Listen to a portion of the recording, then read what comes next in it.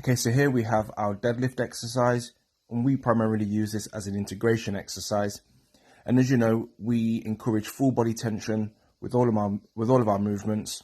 However, the emphasis here is going to be on the hamstrings and the glutes. Now, the setup for this exercise, there are a few things to consider. First and foremost, we want to make sure that our shoulder blades are retracted backwards and depressed downwards to encourage good posture. Keep your chest up, keep your core switched on by rotating your pelvis underneath, which will inherently activate the glutes as well. Also, we want to make sure that we are articulating with the floor with our feet.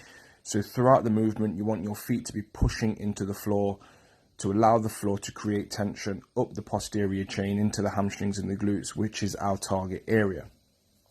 Once you've gotten this set up, you then want to descend down by hinging at the hips. And by hinging at the hips, we just mean we're bending at the hips.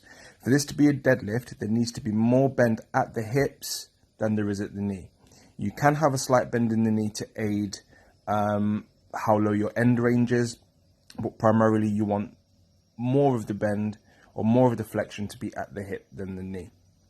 Once you get to your end range, you will then pause for a second.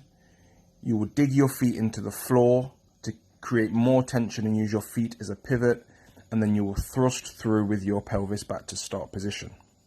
One key thing to note here is that you want your lower back to be as straight as possible, and we want very little head movement.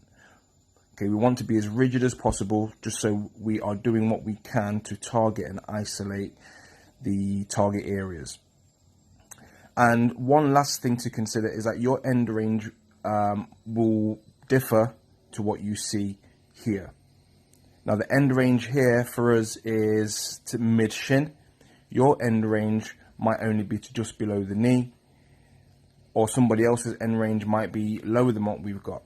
However, we want to make sure that whatever our end range is, that our lower back is staying straight and we're not overextending or having a deep arch in the lower back.